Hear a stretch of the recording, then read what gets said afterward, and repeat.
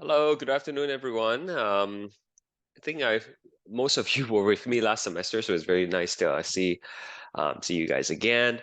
So we're gonna go ahead and get started, even though a lot of people are still not here yet. But we're just gonna start, and we'll wait for people to trickle in as we go on. Okay, so for those of you who might not know me, my name is Vincent, and I will be teaching the first unit of the course. Works a little bit differently in the summer than it does for last semester. In the summer, for some of your courses, you might have two different teacher teaching the course. Certainly, it is the case for anatomy and physiology. I'll be doing the first unit, first four lessons, and then another teacher, his name is Miran Ari. He will take over and teach you the rest of the course. So if you were with me last semester, the format of the course is very similar in terms of the layout of the eCentennial page. Um, for example, you can click on the content, and you will see Unit 1 is all there already. Okay, so let's take a look at the course breakdown. So to give you a better idea of what to expect, we have 3 units. Okay, 3 units in this course. And so Unit 1 is going to be Lecture 1 to Lecture 4. Unit 2 is going to be Lecture 5 to 8. And then Lecture 3 is going to be 9 to 12. So in each unit, you will have a 10% quiz, 10% quiz 2, 10% quiz 3. And the quiz is just going to be the first lecture of each unit. So Lecture 1, Lecture 5, and Lecture 9. And then you will have a test. The test is going to be 20%, so 20% test 1, which is Lecture 2 to 4 only. Okay, so once you get tested on the quiz on Lecture 1, you're not going to have to worry about it again. Test 2 is going to be Lecture 6 to 8. And test 3 is going to be Lecture 10 to Lecture 12. So this way it's a little bit easier, I suppose, because you have less things to worry about when it comes to studying. Okay, everything is very broken down, very incremental, if you would. So this is going to be 90% of your grades. You also have a lab.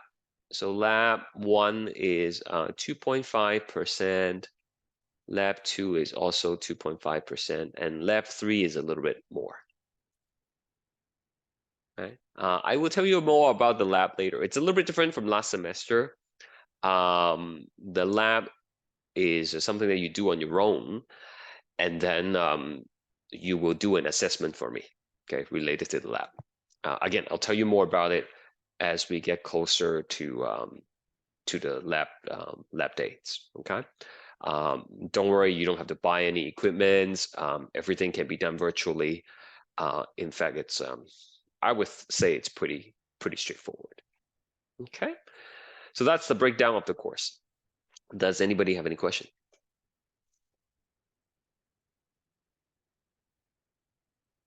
Okay. Yeah, so for the course material, at least for my part, it's all up there already. Okay, so you will see we will be doing the cardiovascular system today, this week, and then there's the lymphatic system, immune system, and respiratory system. The labs are also there, but don't worry about them at the time being. There are some useful resources, such as the lecture recordings, which I will post after each class, just like last semester. There's the course outline. There's a weekly schedule. So again, under useful resources, there is the weekly schedule that you can click on. And this is my portion of the course. Okay, so I'm only going to be teaching you until June 4th, and then June 6th you will write the test, and then that's it. Okay, and then here is the new teacher, Miran. He's very nice, and there is his email. Okay, and he will post his schedule once he takes over the course.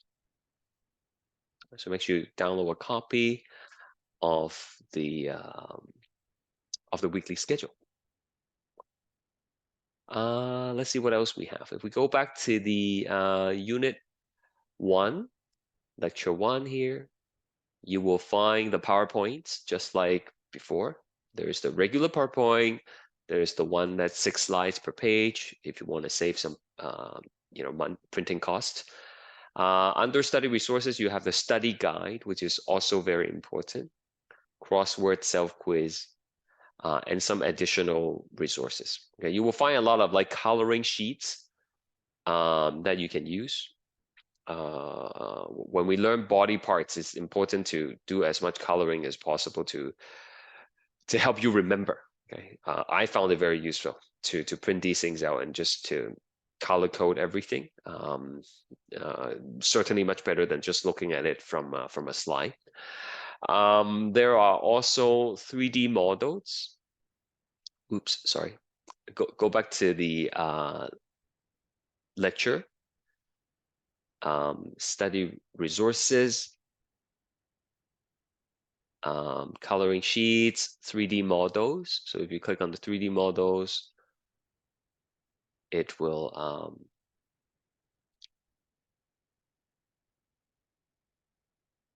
take you to this, and you can move it around, see it from different perspective. You can click on them, and then it will give you the name, and then if you press on the sound, like it will tell you how to pronounce it as well, right? So this just gives you extra tools to help you familiarize yourself with everything that we're learning. Okay. Yeah, quizzes will be done online, just like last semester. Same kind of question, multiple choice, multi-select, as in questions with multiple correct answers. And you will have access to the test from 6 a.m. in the morning until midnight. Okay. Is there anyone who's not with me last semester? I think I recognize most of the names. Let me just do a quick poll here just to see. Please choose A if you had me last semester, B if you did not have me last semester.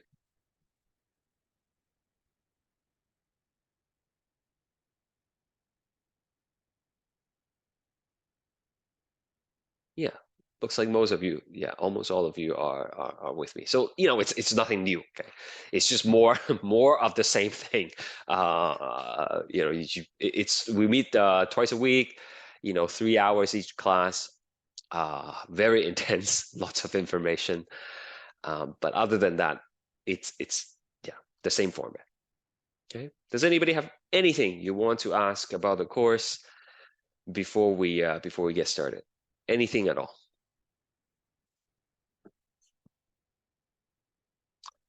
Nothing? Everybody's happy? All right. So let's get to it. We don't need this anymore. Let me just quickly erase that. And we are doing the cardiovascular system today. Okay, lecture 1, cardiovascular system. So let's get started. Let's start by learning some major components of the cardiovascular system. So, in the cardiovascular system, we of course have the heart, which is a key organ, right, in the body. We cannot live without a heart, and the heart provides the driving force to cause the blood to move around the body, to circulate around the body. right? It constantly beats, and as it beats, it pushes the blood throughout our blood vessels. Okay? So the blood flows through the blood vessels in what we call a closed two-circuit circulatory system. Okay, so what does that mean? Closed means the blood stays inside vessels. Okay, now that might seem like very obvious. Like, of course, the blood is going to be within blood vessel, but not necessarily. For some organisms, like insects, for example, there's no designated blood vessels. Okay, the blood just kind of goes into this big cavity, and the cells are bathed in this fluid in their blood to extract the nutrients. So they would have what's called an open circulatory system. We humans, we have a closed circulatory system. Now, two circuit, what does two circuit means? Now, we're gonna take some notes on the side here to help explain that. So if we think about fish as an example, fish, they have a one circuit circulatory system. And it goes like this. Okay? There's the heart, okay? And the heart is going to pump the blood to the gills. The gills is where the blood is going to pick up oxygen. And then it's just going to go to the body of the fish. And then it goes to the heart. It's one circuit, one loop. That's basically what it means. Okay, so the biggest disadvantage of this is after passing through the gills, the blood speed and pressure drops. It becomes very slow. There's not a lot of pressure in it, and it makes it more difficult to make it through the rest of the body. Okay? But fish, they are cold-blooded. And when it's cold-blooded, they don't need to maintain an internal body set temperature like we do. And so it's okay for a fish to have a single circuit circulatory system. Now, humans, that's a different story. We have a two-circuit circulatory system. And you want to draw this one pretty big. Well, bigger than the other one, because we're going to be adding things to this diagram as we go through the class. Okay, so we want to start with the heart here. Heart. And we don't have gills, of course. Instead, it is going to go to the lungs. Okay, so it's going to go to the lungs. And that's where we're going to pick up oxygen and put it in the blood. And it's going to go back to the heart.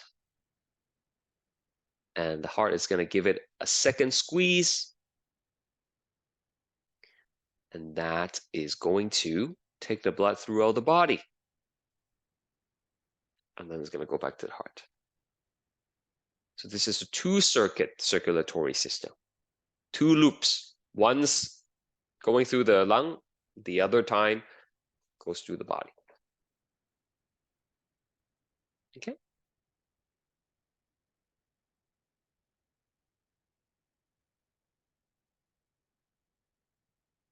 All right, so that's what it means when I say we have a closed two-circuit circulatory system. Now, there are various blood vessels along the way. Starting with the heart is going to go through arteries. Arteries are vessels that takes blood away from the heart. You can remember A is artery and A is for away. Okay, we classify blood vessels based on how they transport the blood. Okay, not what's inside them. You gotta send the blood away from the heart, and then it goes into smaller versions of themselves, which are called arterioles. and then capillaries, venules, and veins. So let's put that on in the class notes as well. Okay, so we start with the heart. And then the heart would pump the blood into arteries. Artery. And then the artery branches off, they become smaller. That's arterial. And then we have capillary. Okay, just a quick note here, capillary, that this is the site of gas exchange. This is where we're going to be either picking up oxygen or unloading oxygen, depending on the location of the body. And afterwards, the capillary is going to come back together to form the venules, which are like small version of veins. And they will come together to form the veins and then back to the heart. Let's just stick with the singular. Okay? Vein and then back to the heart. Okay. So these stuff is like blood away from heart. And then over here, let me give myself a little bit more space. Over here, we are going to be returning blood to the heart. Blood towards the heart.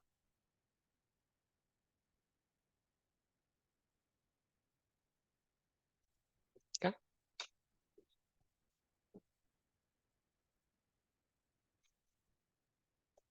Any questions?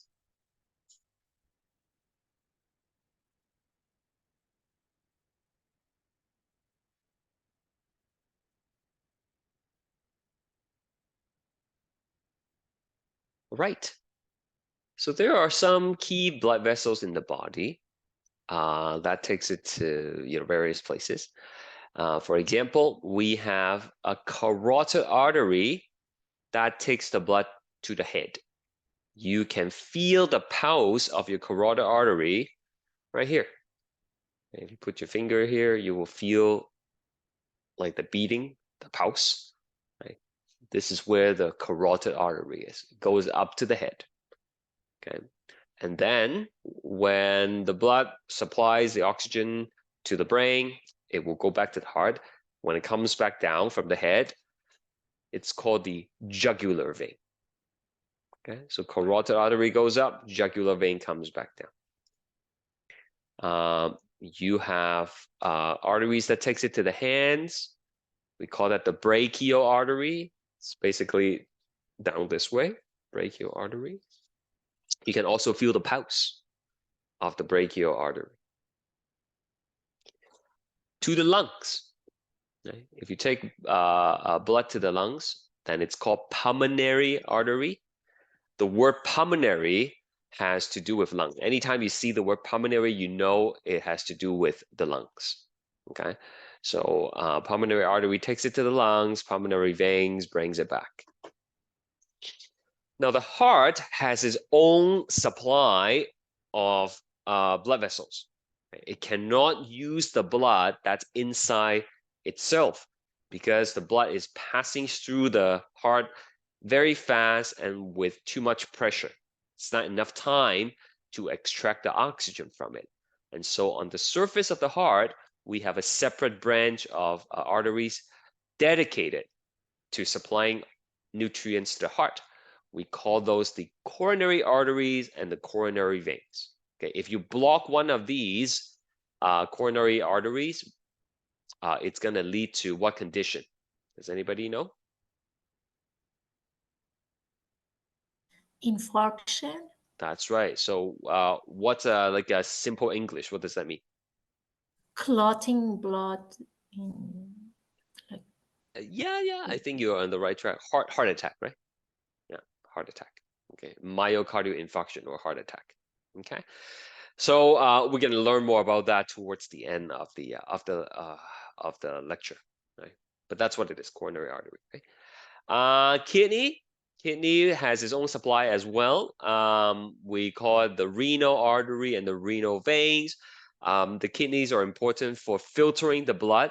It actually takes up about 60% of all the blood every minute. Okay, and it's gonna cleanse it for us and clean it and remove the waste from it. Okay, you will learn about the kidneys later on in lecture number 9. The liver also does a little bit of cleansing, detoxification from the blood, and we call it the hepatic artery. Okay, you might have heard of hepatitis, right? That's the inflammation of the liver. Okay, so hepatic has to do with the liver. Right, so here's just some major arteries and veins in the body that you should have an idea of what they are called. All right. Vincent, Mm-hmm. so when they say someone has, renal failure, are they talking about the arteries and the veins? When they have what? I'm sorry. Renal failure, Oh, something like renal failure. Yeah. So that. like when someone has renal failure, that means their Yeah. kidney is failing. Okay. Oh, Yeah. So okay. the word renal means kidney, right? So renal Oh, failure is just kidney failing. Okay. oh, okay. Yeah, and you actually will also learn about that in lecture 9. Okay. Very good. Okay, so we're still talking about major component of cardiovascular system. Like fair warning, okay? Like there are a lot of information per course, right?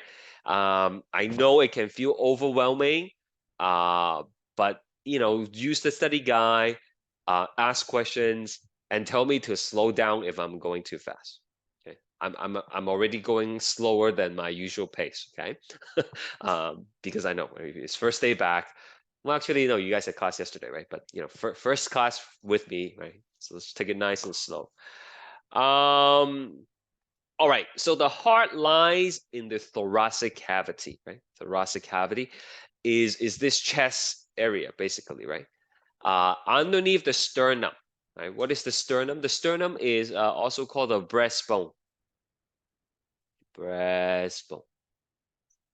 Okay, which is right here. Okay, right here. Okay, so underneath that, and between the lungs are right here. So the heart is between the lungs. It's medial to the lungs if you want to use the correct anatomical terms. And then the pointy part of the heart, the apex of the heart, lies on the diaphragm and points to the left. And you remember the diaphragm is a muscular sheet that separates the thoracic cavity from your abdominal cavity, right? So that there is going to be your diaphragm right there. Now the heart is protected and anchored. Anchor means like held in place, right? It's like put into position by what's called the pericardium. Pericardium. Okay, so the pericardium, the best way to think about it is it's a membrane, it's a double layer membrane that surrounds the heart. Okay, so not only does it protect the heart, but it also holds it in place. And in addition, there's also a little bit of fat that goes around the heart to insulate it, to keep it warm, and to cushion it, to protect it. All right, so let's put all these information into a diagram and see what it means. So that's an actual heart right here. I want to tell you, whenever we look at the diagram, most of these diagrams are anterior view. Anterior view. What does anterior means? Do you remember from last semester? The front. Yeah, exactly. This is the front view. You're looking at someone else's lungs and heart. That's why the right side is the left side. Okay? The left side of the paper is the right side of the lung. Okay, so you just have to be careful when you are labeling a diagram like that. Okay, so those are the lungs. We'll talk about the lungs lecture 4. But that's the diaphragm right here. We have the heart and the apex. That's the apex right there. That's the pointy part of the heart, points to the left. And we have this blue halo that goes around the heart. That would be the pericardium, right here. Right? This thing that goes around the heart, that's the pericardium. Okay. Now we don't see the sternum here, but the sternum, like don't draw it on your diagram, right? But I'm just trying to show you the breastbone is like this. It's right here. Okay, right here. It used to be in the past, if they need to operate on the heart, they need to cut your sternum and crack open the chest before they have access to the heart. Okay, they don't need to do that anymore, okay, because of endoscopy. Okay, but there you go. That's everything we mentioned in the previous slide. Okay. Again, these yellow stuff, that's the fat. And if you look closely, like you see these blood vessels, those are actually blood vessels, huh? Okay. And these blood vessels supplies the heart with oxygen. And in the previous slide, I told you they're called the coronary artery. Once again, the heart cannot use the oxygen inside its chambers. It's going by too fast and with too much pressure. It's not able to absorb the oxygen that way. So it relies on these coronary arteries. Okay. Vincent, so where do these Oh, you got cut off. One more get time. the oxygen from? Like the Sorry. one they bring to the Or where do they get the oxygen Yes. from? Yeah. Yes. Okay. So I'll tell you more about it later. But this is called the aorta.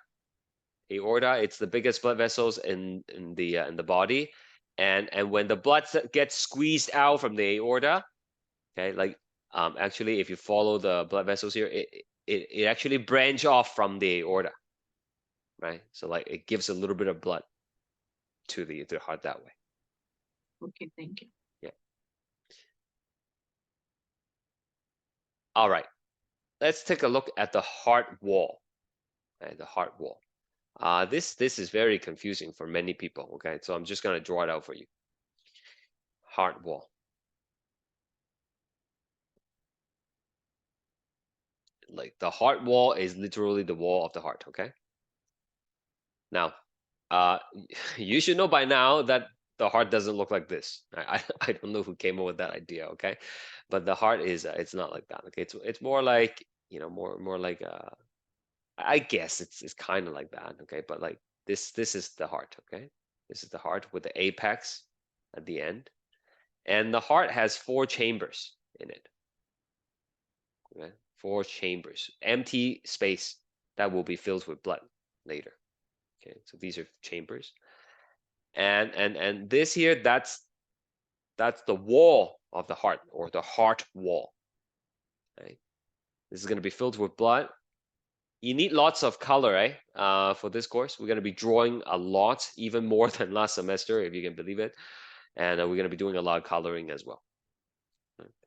So the heart wall is like, if I take a closer look at this, right? What is it made up of, right? So there we go. Okay, I'm just taking a slice here, and then you have the heart wall. Right. This is the blood. This is the blood. Okay. So the layer that is directly touching the blood, that is called the endo. Endo is within, okay? Within the heart in this case. Endocardium. Endocardium.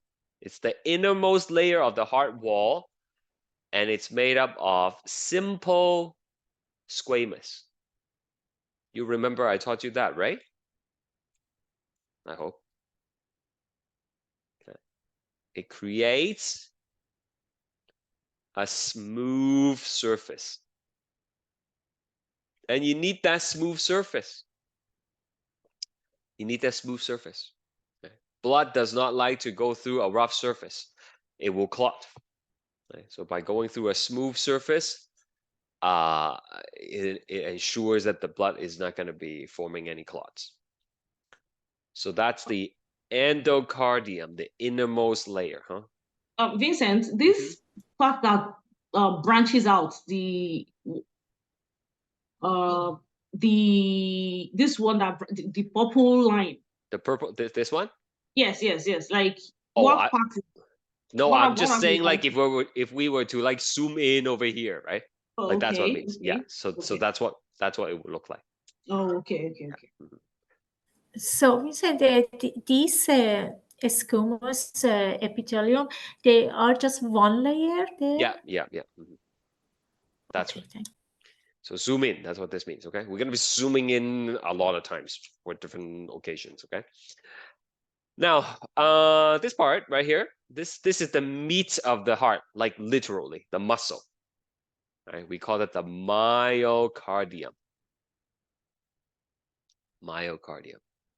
Okay. It's the thickest part of the heart wall, and it's basically the heart muscle. That's the part that creates the squeeze that allows the blood to be pumped.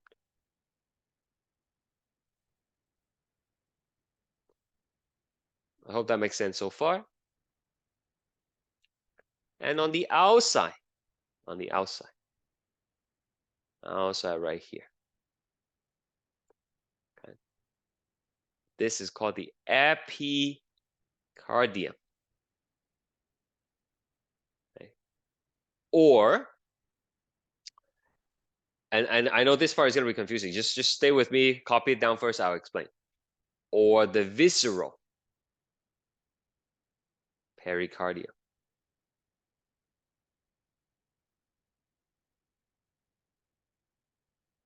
Okay. Now we talked about the pericardium like a couple slides ago. Can someone remind me what that means? What is the pericardium? Anyone is fine. The double sac membrane that protects the heart. Yeah, exactly. It's a double sac membrane that surrounds the heart, right? Double layered, right? So the inner layer is called the visceral pericardium, which actually is the same as the epicardium that makes up the outer heart wall. And then there is like an additional layer, okay? And this additional layer is called the parietal pericardium. So together, these two layers, it makes up the double layer pericardium. Okay. Best way to think about it is, you take the heart and then you put it inside a bag, and then you take that and then you put it inside another bag. It's kind of like that. Vincent, Mhm. is the parietal pericardium also an epicardium or just the visceral No, just one? the epicardium is the visceral pericardium, is the inner layer of the pericardium. Okay. Got it, thanks. Professor, so what is the difference between pericardium and visceral? What's the difference between visceral pericardium and what? Sorry? The pericardium is the inner layer, yes? The pericardium has two layers, the outer layer and the inner layer. Yeah, the So, outer layer. Yeah, sorry, go ahead. The visceral pericardium That's the inner. and Yeah. epicardium. Mhm. So Yeah. What's the difference between visceral pericardium and Yes. epicardium? Yeah, Yes. it's the same thing. It's the same thing. But like why do we have two different names, right? When we are talking about the heart wall, the epicardium is the outermost layer of the heart wall. When we are talking about the pericardium, then the visceral pericardium is the innermost layer of the pericardium. But they are really the same layer. Okay, they're the same layer, but then they describe different things. That's probably the best way to think about it. Okay, thank you, Professor. Yeah. So like for example, right? Like I am a father as well as a son. Okay. So which am I? I am both. Right? Like if I'm talking about my relationship with my kids, then I'm a father. Okay. When you talk about the relationship of this thing with the heart wall, then it's the epicardium, the outermost layer. If you talk about the relationship with the pericardium, then it's the innermost layer. Do you guys understand that? Okay. So like you also think of like wearing clothes, right? Like this outer layer, that's the parietal pericardium. And then I have an inner layer as well. That would be like the visceral pericardium. And then there's space between them, right? There's space between them. So that space, we are almost done with this diagram, okay? This space that's between the pericardium, that's called the pericardial fluid. Okay, and the job of pericardial fluid is to reduce friction. Okay, so the two layers rub against each other as the heart beats. The pericardial fluid is going to help reduce the friction as they rub. Okay, otherwise it's going to be painful. All right, lots of information there. Anything you guys want to ask before I move on to the next slide? I'm still writing them down. Just Yeah, hold on a bit. no worries. Take your time.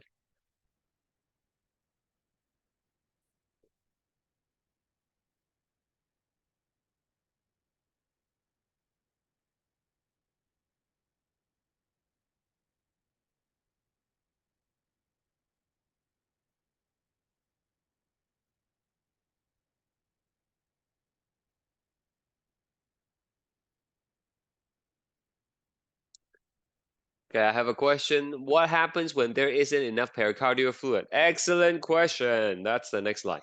Okay, we're gonna get there. All right. So all this information is already on the diagram. Okay, I'm not gonna read it to you again. Okay, the pericardium, the visceral, the parietal. Read it yourself. Make sure you understand. So the pericardial fluid acts as a lubricant to reduce the friction, right? So sometimes, it's possible to not have enough of the fluid, and that could cause a bit of a problem. So here we have a normal pericardium, and sometimes the pericardium can get infected. Okay? So we get pericarditis. Anytime you see itis, that's inflammation. Okay, and that could cause the pericardial fluid to be not sufficient. And then every time the heart beats, the membrane rub against each other, and it's going to hurt. Okay? If you read like the textbook description of pericarditis, like they would say the patient complains of like stabbing chest pain. People think they are having a heart attack, and they think they're gonna die from it. Okay, but in fact they're just having an infection of the heart.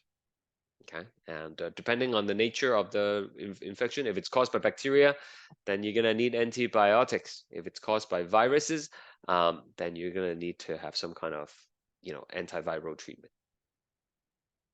So it is treatable, right? Yes, it's treatable. Yeah.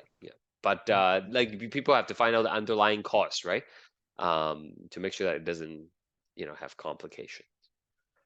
Vincent, since this pericardium is the, like the a membrane like guarding the heart, right?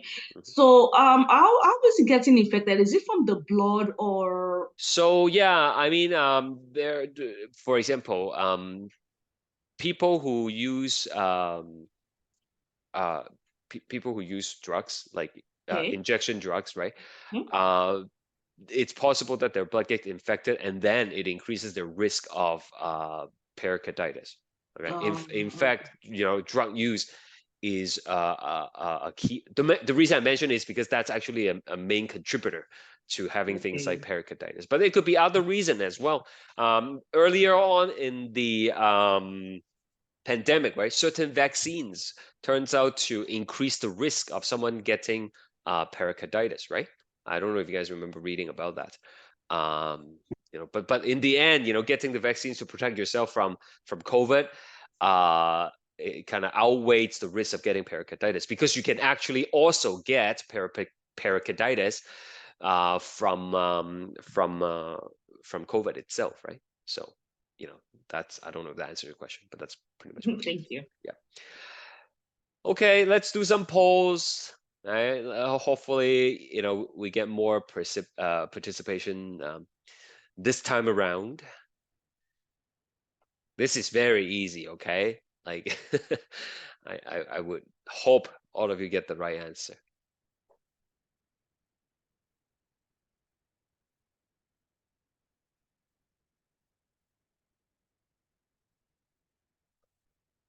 Okay, yep. So the answer is A. All of you got it right. All of you who participated got it right. Let's try another question.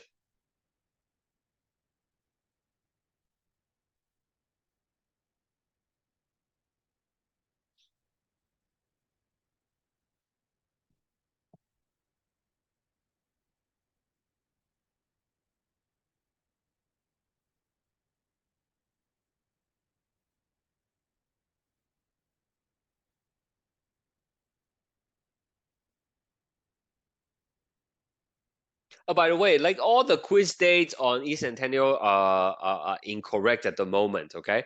I haven't got around to changing them to the correct date yet. Just don't do any quizzes for now, right?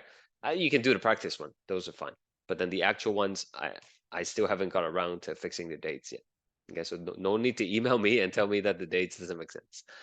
The answer is closed two circuit, right? Closed means the blood stays inside the vessels. Two circuit means that there are two loops. Right? One's to the heart, sorry, one's to the lungs, one's to the body, right? Vincent, I have a question about the closed circuits. Sure. On the class notes, the lungs were it's on the class notes. The class notes. The class note. Oh, okay, yeah. Where is it? There it is. Yep. Yeah, here. So does this start from the lungs, or I don't get this one. Yeah. This circuit thing. So because it's a loop, there's like no beginning or end technically, right? Oh, Yeah, but okay. then typically we start tracing it from the heart. Oh, Okay. okay. Yeah, Okay. so heart to the lungs and then heart to the body. Okay. Okay. Thank you. All right, how about this one? All right, see if you can find the answer without looking at your notes.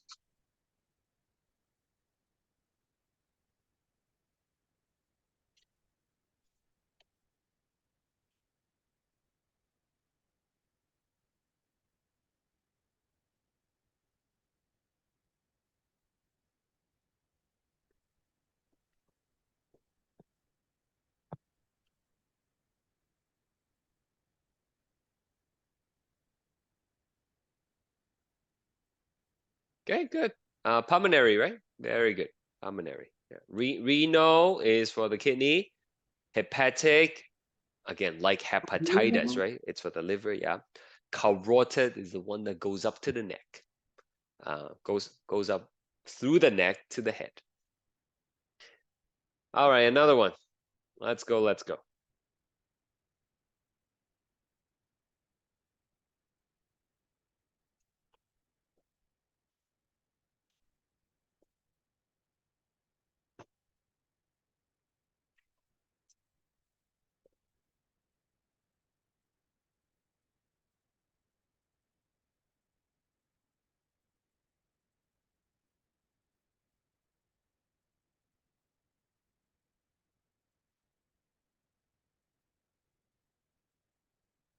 Okay, anyone else? Last call.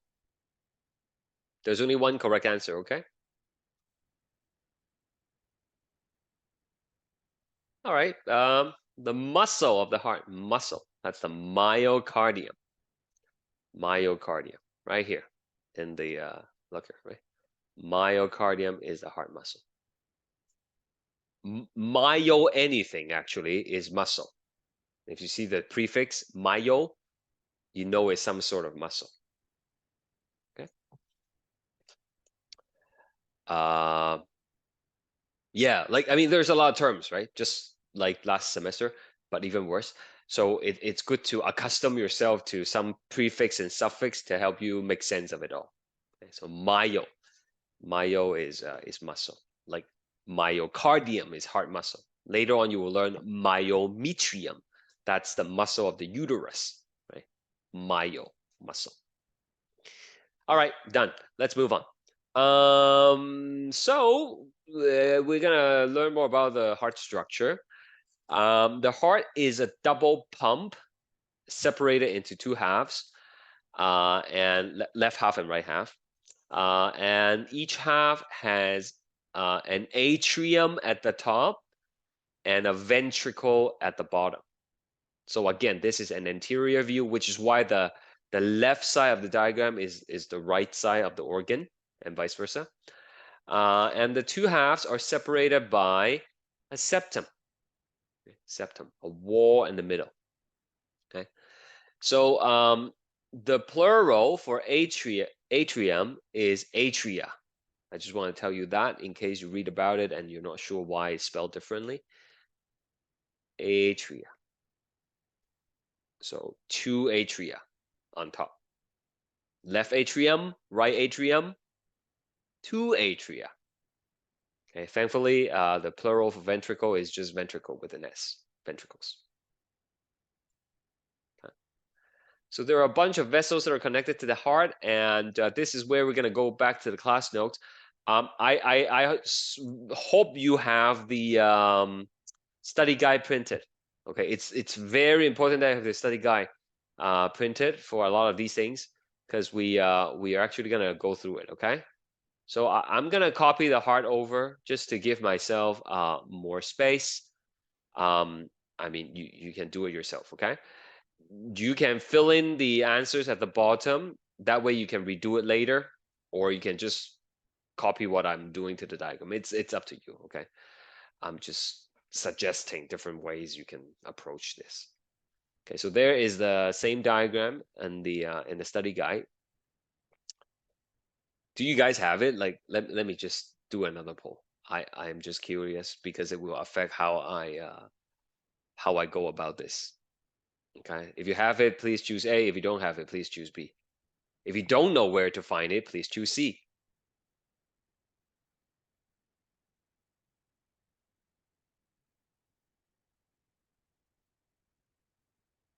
Okay, well, looks like most of you have it. Some don't, but it's you can find that on eCentennial. Okay. Let me just quickly post a link for you, so that you can access it. I'll put it in the chat box. Okay. There you go. Download a copy and then do it on the computer or something like that. All right. So here we go. Let's take a look at this again. Over here we have the. Anybody want to guess what this is? We have one of the 4 chambers. Okay, what do we call this? Right atrium. That's right. So number 4 is the right atrium. Very good. Right atrium. Okay, so again, you can put the answer in the box at the bottom if you want, or you can just label it like me. Okay, so what number corresponds to the left atrium? Number 4. The left. 11. 11. 11. That's right. 11. Very good. So 11 is right here. That is the left atrium.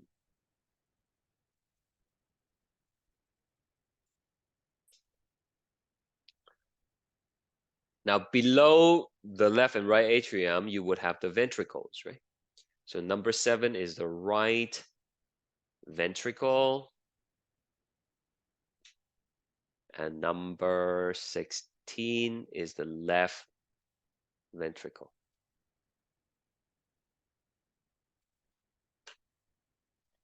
Okay.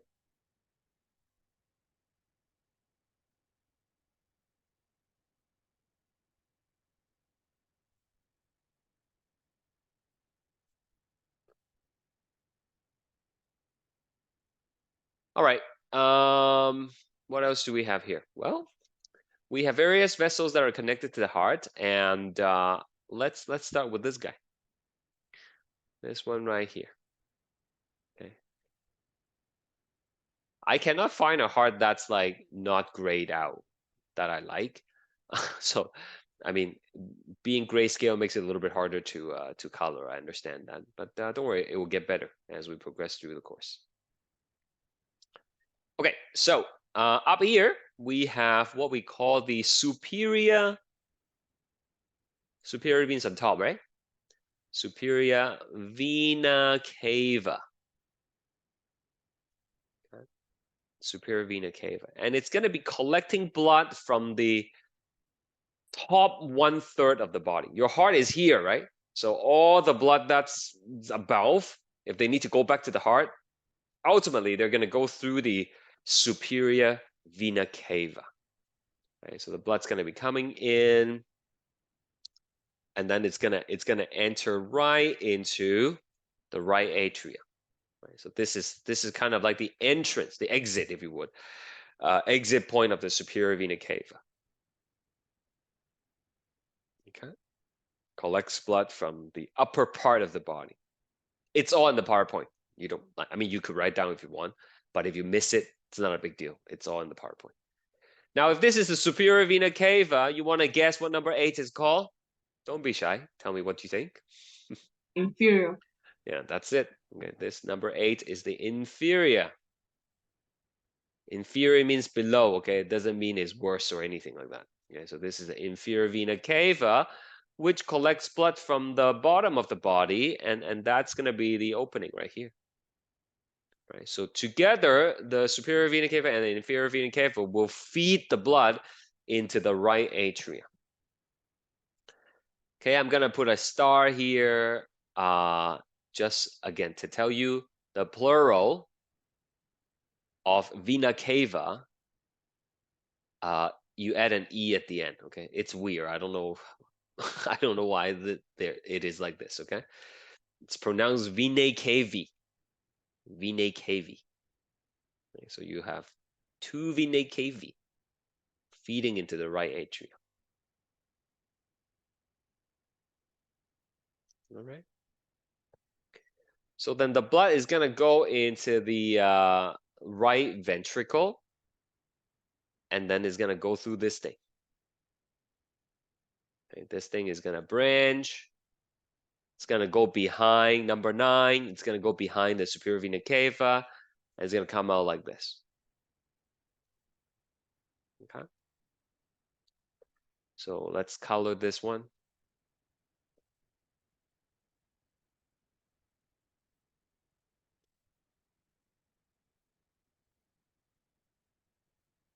Okay, the one on the right, sorry, the one on the right side of the diagram, which corresponds to the left side of the body, that would be the left pulmonary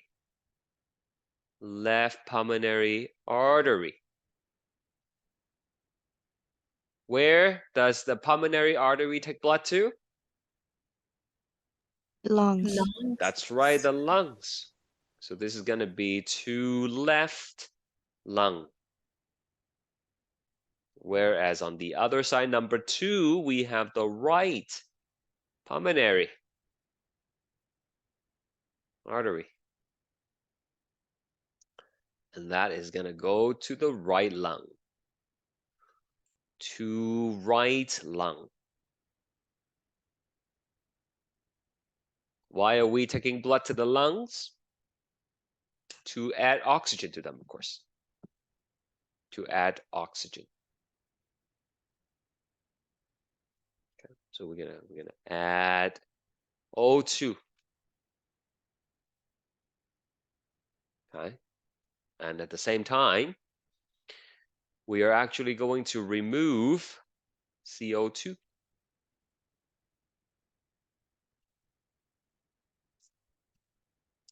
Okay, I'll pause for a second for you to catch up. Feel free to ask me anything you want. I will tell you the answer if I know it.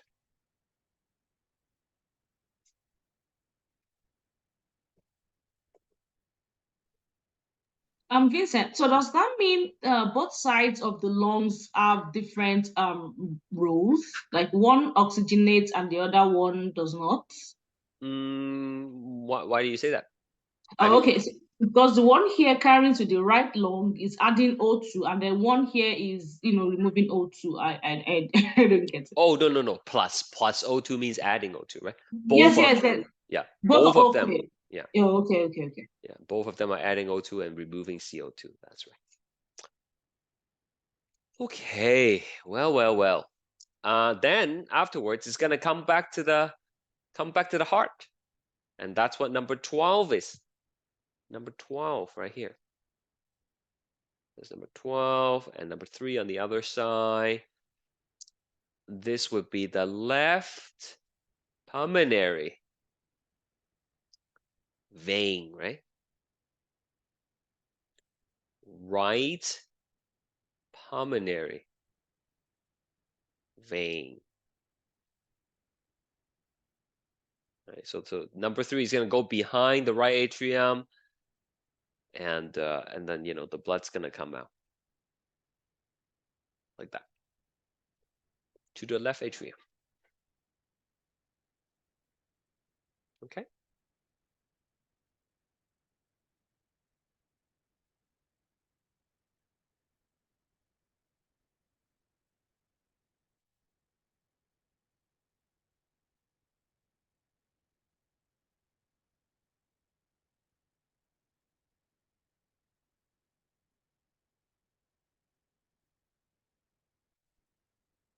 So what's next?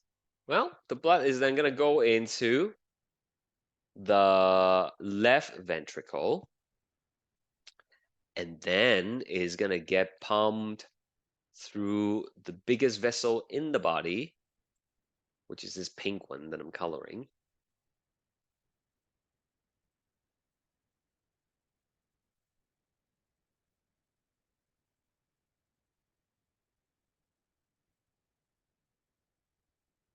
Okay. So blood's going to go up here. It's going to arch. This is called the aorta.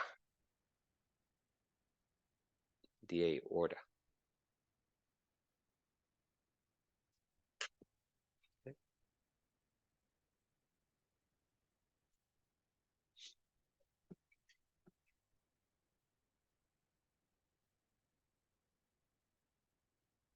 So the aorta is basically the blood vessel that will carry the blood throughout the rest of the body. Okay. Now at the top here, the aorta kind of branches into 3 smaller. I mean, they're still pretty big, to be fair, but, you know, relatively smaller blood vessels. Let me see if I can choose it. They're not really showing up. Maybe orange. So there's like 3 smaller ones here. Okay. So I mean, for example, like the middle one is gonna go and become the carotid artery. And we know that one's gonna go up to the head, right? And this one's gonna go to the left side of the body, left arm. Okay, to left arm. We don't have to know the names. I'll put it here for completion, but you don't have to know the names. Okay, the top 3 here you don't have to know. This one is called left subclavian artery. Okay, which basically goes to the left side of the body for the left arm. And then this guy over here, again, you don't have to know this one. I'm just putting here for completion. You might have to know it next year when you do your nursing, whatever, other program, right? This one is brachiocephalic artery. Okay, it's gonna go to the right arm and the right head, right side of the head. Now, what I do need you to know, though, is that the aorta actually arches back. So it's going to go behind the heart, and then it's going to come down here. Okay. Like this. This is going to be part of the aorta. Okay. And then it's actually going to go through the diaphragm, which will become the abdominal aorta. Abdominal aorta. Okay. And then, just to give you a little bit of connection, what are these little things that I'm drawing right now? Do you guys know?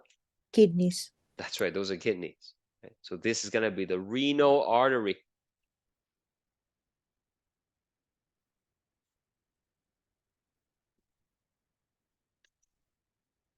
Okay. That's all for now. I know I'm missing a few numbers, but we're gonna come back to it later. Actually, we can do one more. What's 15? Does anybody know what 15? Septum? That's right. That is the Septum. septum. Yeah. The septum is important for separating the two halves of the heart. Okay.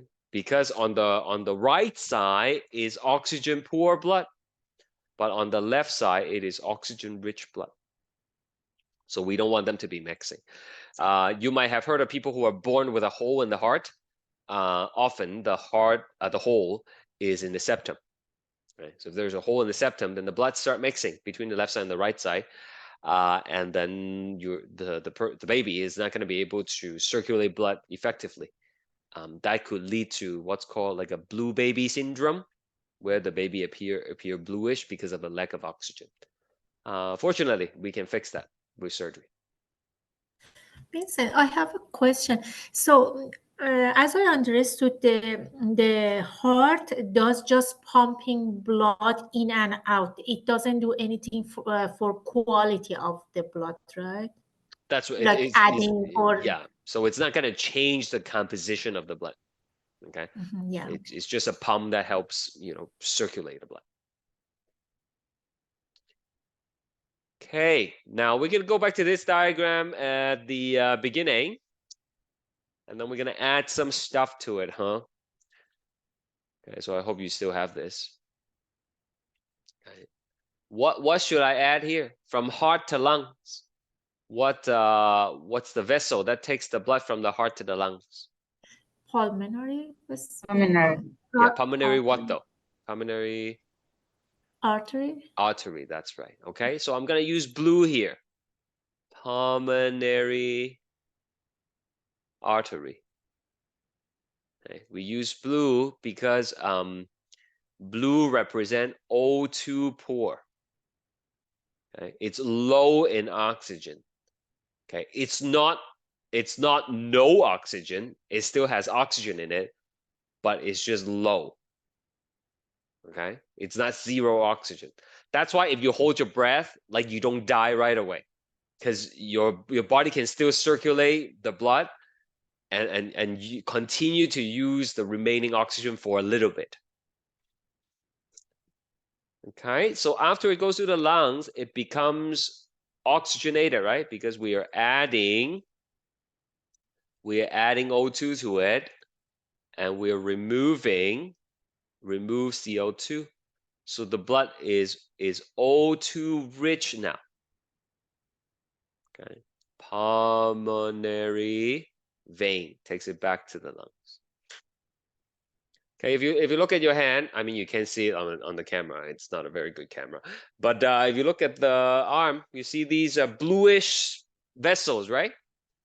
Are they arteries or are they veins? Artery. Okay, let's Vein. do veins. Yeah, let's do a poll and see what most people think. I am curious. Okay, the bluish ones here. Okay, are they arteries or veins? A for artery, B for veins. Tell me what you think.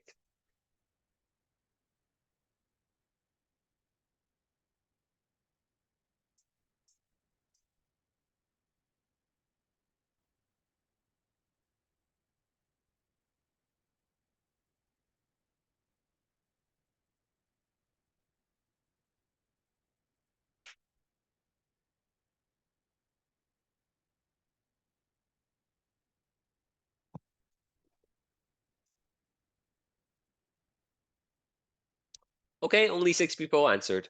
Yeah, those are veins. Okay, those are veins. Veins are on the surface. Okay, they are bluish. The arteries are deeper. Right? When people take blood sample, they take it from your veins. Right? In some rare instances, if they need to take a sample from your artery, the person who taking the blood needs to do extra certification before they could do that. Okay, and I'll tell you why later. But I want you to understand, vein is not necessarily carrying oxygen poor blood. Okay, for instance, the pulmonary artery and veins. right? Pulmonary vein actually carries oxygen-rich blood. Again, we do not name the vessel based on what kind of blood they carry. We name the vessels based on whether the blood is away from the heart or towards the heart. Okay, after the heart is gonna go to the body, what vessel should I put here? And should I use red or blue?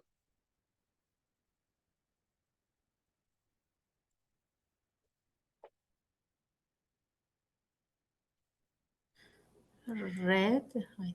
Yeah, red is still rich in oxygen. And what's the name of the blood vessel that takes the blood from the heart to the body? The aorta. That is the aorta, that's right, the biggest one. And then it branches into all these little ones, right? And then in the body, we're gonna unload the oxygen. We're gonna minus oxygen from the blood, remove oxygen from the blood. We're gonna pick up carbon dioxide from the body. Okay, remember last semester we learned about cellular respiration. When your body takes glucose reacting with oxygen, it produces carbon dioxide and water, right? So we're gonna pick up these carbon dioxide. And then we're gonna take it back to the heart. What vessel will transport the blood back to the heart?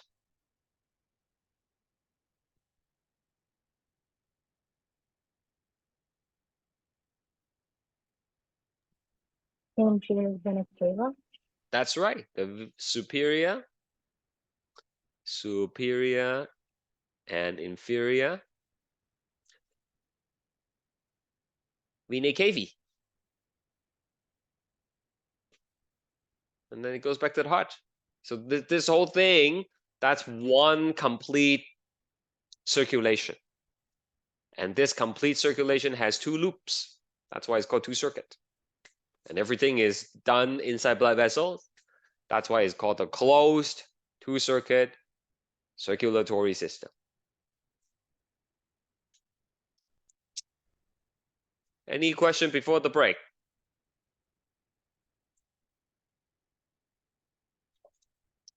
All right, break time.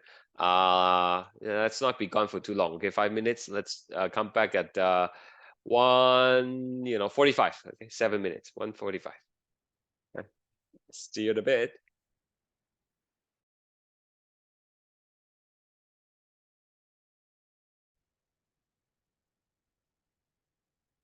All right, and we are back for the second half. So, again, everything we talked about in the label diagram is all in the PowerPoint slides. You can read through it yourself just to, what's the word? Reinforce the learning a little bit. So I'm not going to read it through to you again. Okay.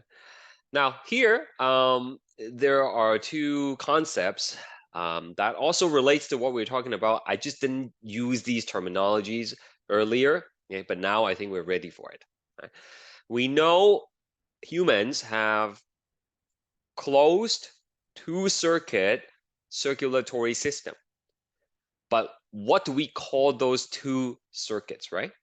Well, it turns out one of them we call pulmonary circuit, and then the other one is called a systemic circuit.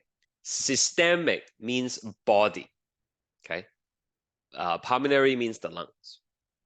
So let's go back to the notes here. This top loop here, that involves taking the blood to the lungs, where you will be getting oxygen. This top one here, that's called the pulmonary circuit. The purpose of the pulmonary circuit, okay, let me just make it a little bit smaller here. The purpose of the pulmonary circuit is to reoxygenate blood. And then, on the other hand, sorry, give me a second. I just need to choose a different color. On the other hand, when we take the blood to the body, that's going to be the systemic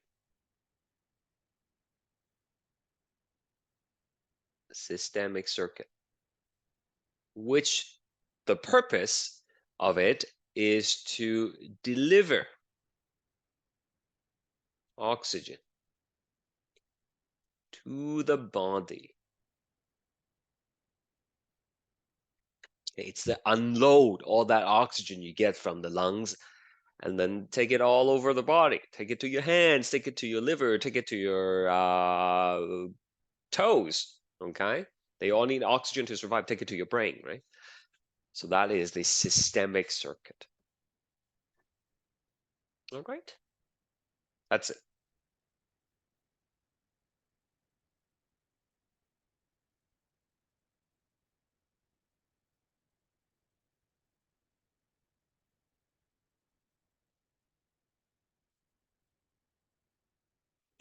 Now, this next picture I know is really small and you cannot read it. That's okay. Like, I mean, you can make it bigger on your own computer. But the point is not to read the words, okay? The point is to show you what the circuit looks like. So what, I mean, it's right here, I guess, but this is the superior vena cava, inferior vena cava. The blood is still blue at this point, as in oxygen poor. But then we're gonna take the blood and then we're gonna go through the lungs like that, right? We're gonna go through the lungs and come back, and you can see how the blood changes. Not literally, okay? Like the blood is not literally blue. I hope you know that, okay? But the blue the blue and the red just used to represent oxygen content. So when it goes through the lungs, the blood, figuratively speaking, went from blue to red because of the reoxygenation. So this loop that I'm showing here with my pen here, that's the pulmonary circuit. And then once the blood goes back to the heart, right, it's going to go through the aorta. This is going to go to the head. And then you have all these ones that goes through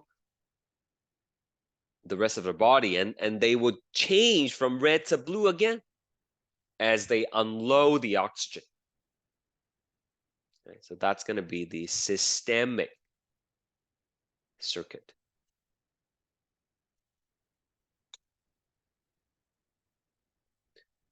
Are we together on this? Do you have any questions? Christian, can you explain this diagram again? It's kind of confusing. Sure. So this diagram shows you the two separate circuit. Right? It's essentially showing you this one that we've drawn, okay? But in more detail. The red loop here shows that the blood goes from the left side, the right side of the heart through the lungs and then come back, ending up on the left side, right? Okay, let me say that one more time and you tell me if you understand it. It started on the right side of the heart, goes through the lungs, and then it ends up on the left side of the heart, right? What was the point of that trip? Yeah, for reoxygenation. Yeah, that's why this is the pulmonary circuit, right? Oh, okay. And then now we're gonna take all this oxygen-rich blood and then take it all over the place. Go to the head, go to the upper limbs, right? Go to the intestinal tract, goes to the kidney, goes to the pelvic region and the legs.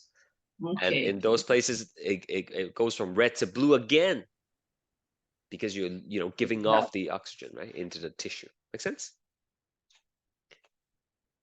Okay.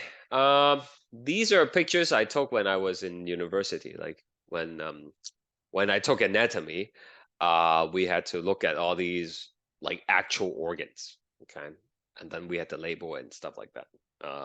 It was a really interesting experience. So to prepare for the test, like I took a lot of pictures to help me study, and this is an actual human heart.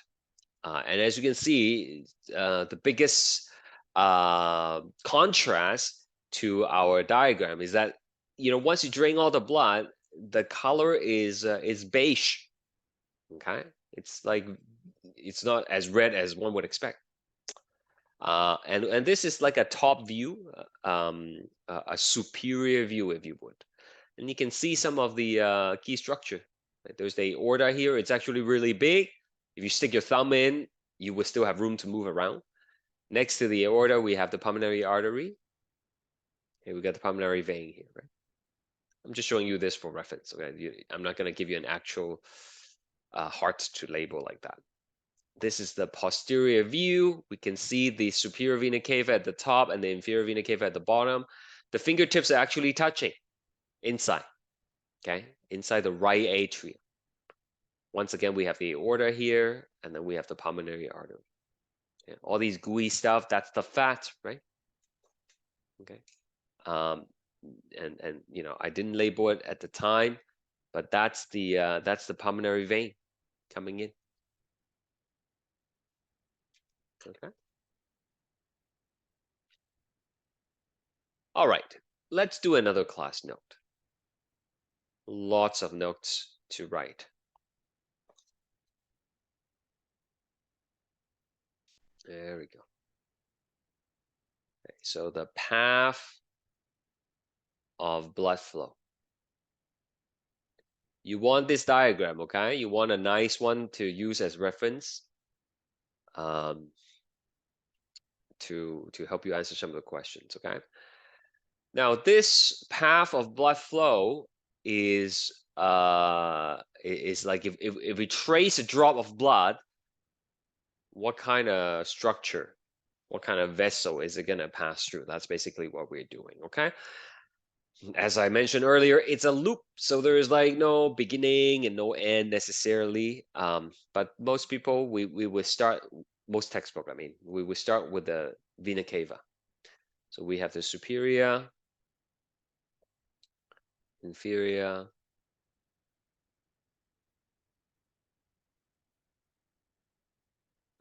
vena cava.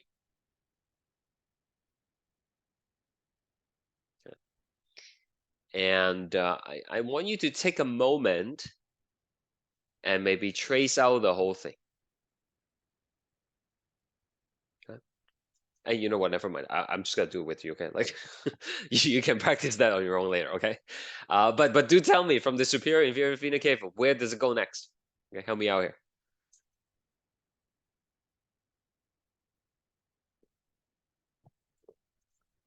What's the next structure? It will help with you have the label heart diagram next to you, right? To see all this. But where do we go from there? One goes to the lungs and one goes to the body. Not immediately after the vena cava though, right? Okay. From the vena cava, where does the blood go? Atrium. That's right. Which one, left or right? Right atrium. The right atrium. There we go. Right atrium. Okay, look at the diagram. Right? Superior vena cava, inferior vena cava goes to the right atrium, right? There you go. From the right atrium, where does it go? Where does it go next? Right ventricle. The right ventricle, that's correct.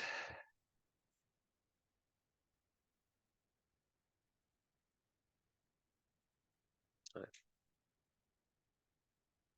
And then from the right ventricle, what's next?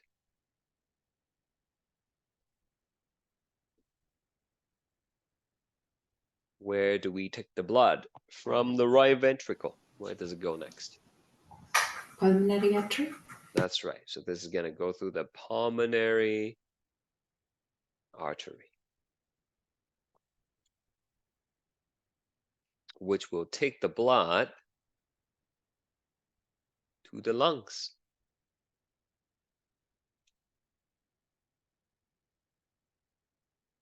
After a trip to the lungs, how do we come back?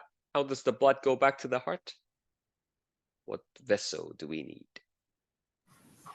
Pulmonary vein. Pulmonary vein. Very good. And that's going to take us to the left side of the heart now. Left atrium.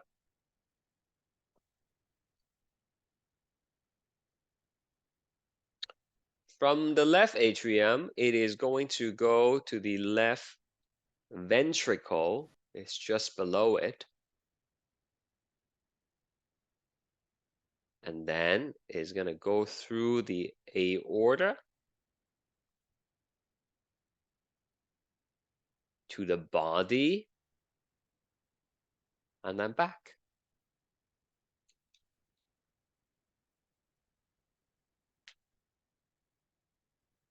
So that makes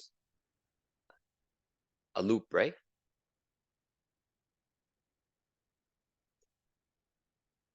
Now, if you have blue highlighters, please take them out. And we're going to highlight superior vena cava because it's oxygen poor. It will continue to be oxygen poor until we get to the lungs. At the lungs, we pick up oxygen, so it becomes pink or red. And then it's going to be red all the way until it gets to the body, and the body is going to be using up the oxygen like that. Okay, so blue is O2 poor, and then red is O2 rich.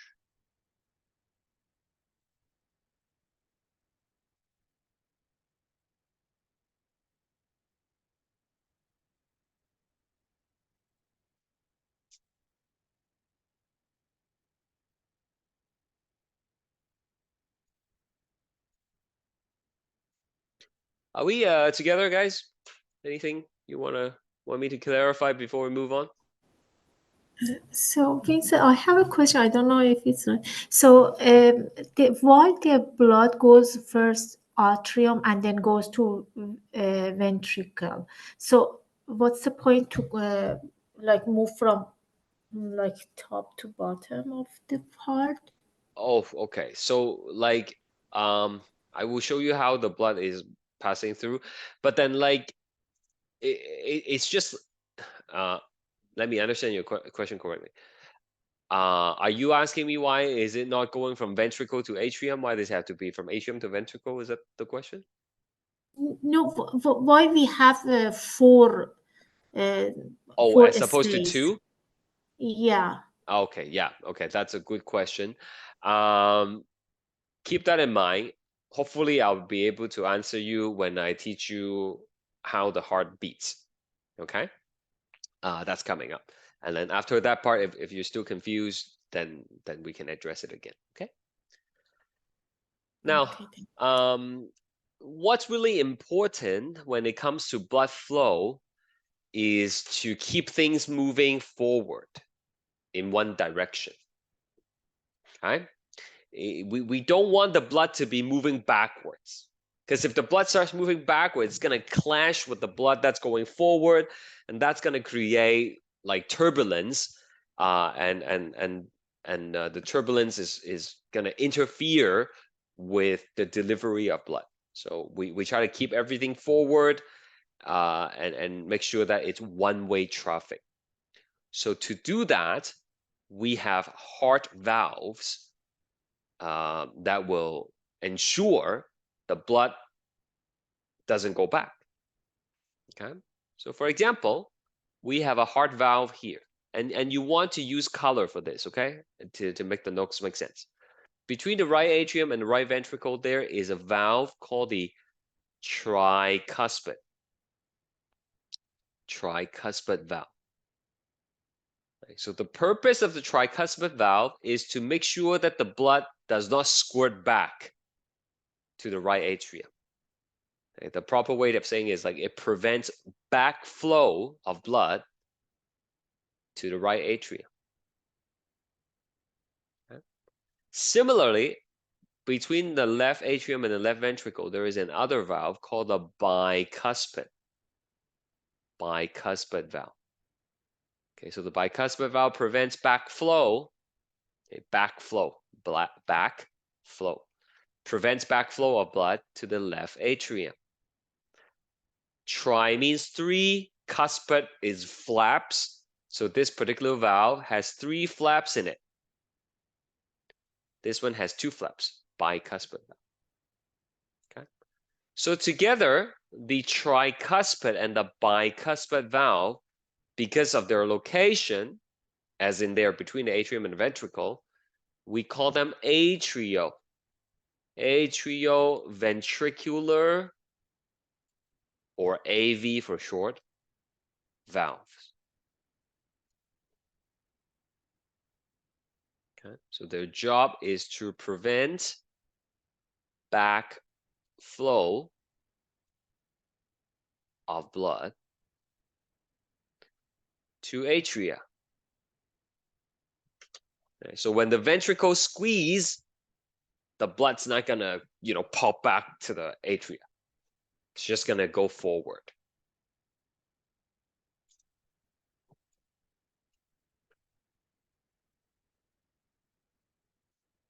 Now I'm gonna switch color, and you should as well.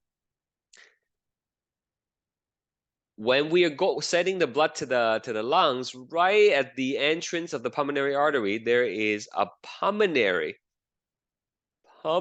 valve.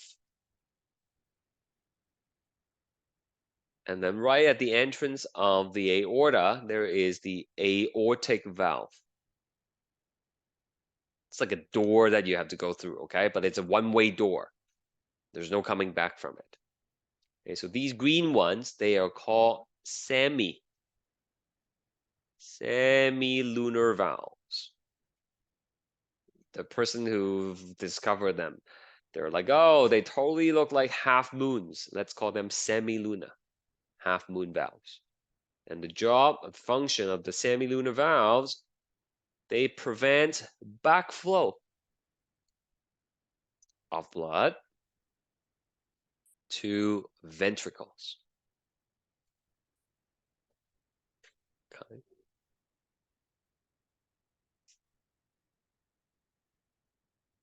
I'll explain more. Okay, so maybe if you don't fully get it now, that's okay. I hope it will be more clear after a few more slides.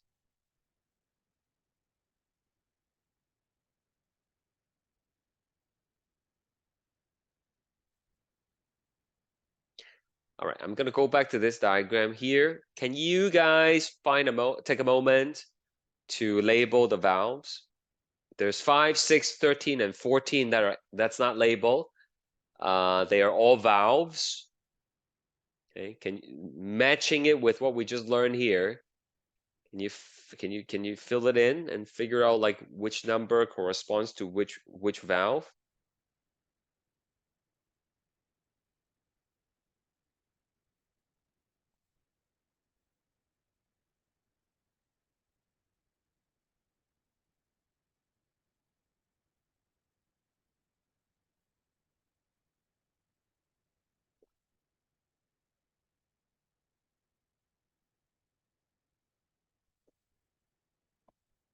Okay, what's number 5?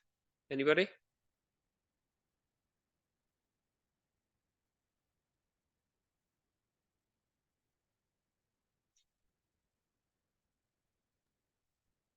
The pulmonary valve. Yeah, because it's at the entrance of the pulmonary artery, right?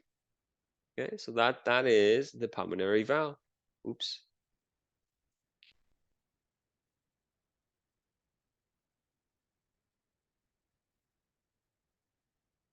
And then for number 13, that's the aortic valve.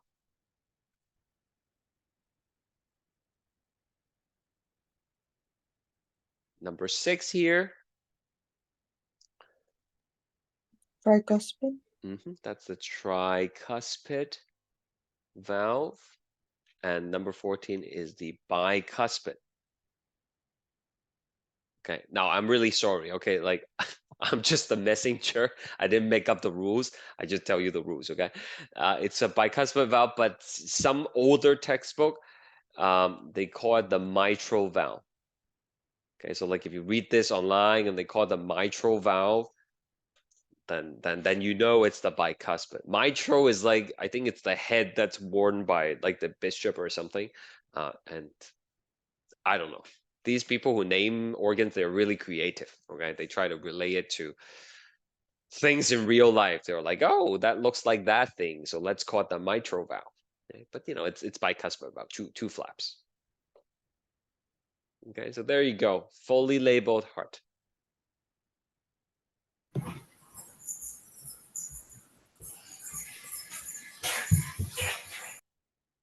All right, moving on. So, Vincent, when we like name it tricuspid value, it means the valve has three parts. 3 flaps. Yeah, 3 flaps. Let me show you. Flaps. Yeah, Okay. let me show you. Okay. Mary, do you have a question? Oh. No, sir, sorry. Okay, that's okay. So heart valves. The main function of the heart valves is to prevent backflow of blood. I told you already. If it's AV valves, then it prevents backflow to the atria. If it's a semilunas, then it prevents backflow to the ventricles, right? Let's take a closer look. Tricuspid valve is located on the right side, and it prevents backflow of the blood to the right atrium, whereas the bicuspid or the mitral valve is on the left side, and that prevents backflow of blood to the left atrium. Okay. Pulmonary valve is located at the entrance to the pulmonary artery, whereas aortic valve is at the entrance of the aorta.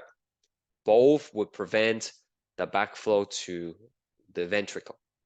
Pulmonary will prevent it from the right ventricle, whereas aortic valve prevents it from going back to the left ventricle. If you have a hard time memorizing what does what, just look at this diagram, right? The pulmonary valve, which is right here on the right side, over here. Can you guys see my cursor? I don't know. Sometimes it works, sometimes it doesn't work. Let me see. Oh, it works. Okay. So the pulmonary valve, it prevents backflow to what? The thing before it. Okay. So pulmonary valve prevents backflow to the right ventricle. What about bicuspid valve? Bicuspid valve prevents backflow of blood to the left atrium. You're always preventing backflow to the thing that's before it. So that's what it means. Now, I want you to also understand that the AV valves, listen carefully, okay? This next part is important. The AV valves, that is the tricuspid and bicuspid, they would open or close together as a pair. So when the tricuspid opens, the bicuspid will also open, but they will also close together. They operate out of phase with the semiluna. In other words, when the AV valves are open, the semilunars will be closed. When the semilunar opens, the AV will close. Okay? So we're looking at this from the top here, and you can see these two valves are open. Those are the AV valves, right AV or tricuspid, and the bicuspid on the other side. And at this time, the semilunar are closed. When it's time for the semilunars to open, the tricuspid and the bicuspid will close. You see that the tricuspid has 3 flaps, 1, 2, 3. That's why it's tricuspid. This one, 2 flaps, bicuspid. Okay, and I know what you might be thinking. You're like, hey, the semiluna also has 3 flaps. How come they are not tricuspid?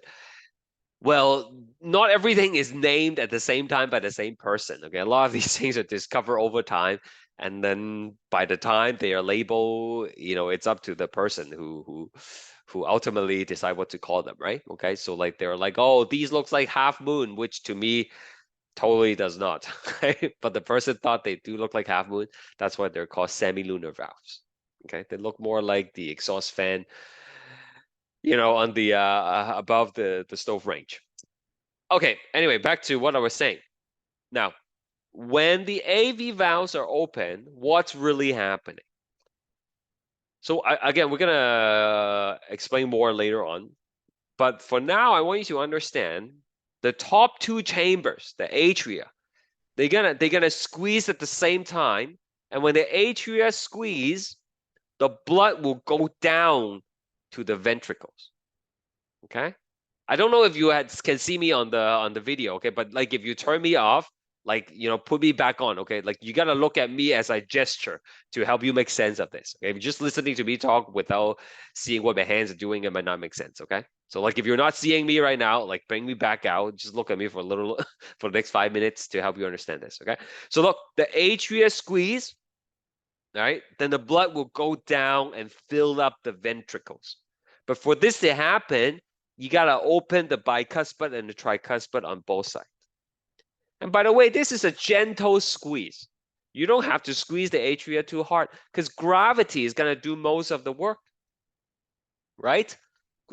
As soon as you open the tricuspid and the bicuspid, gravity will actually pull the blood down and fill up the ventricles. Now, where does each ventricle lead to? I want you to think about it. Where does the right ventricle lead to? Look at the diagram and tell me.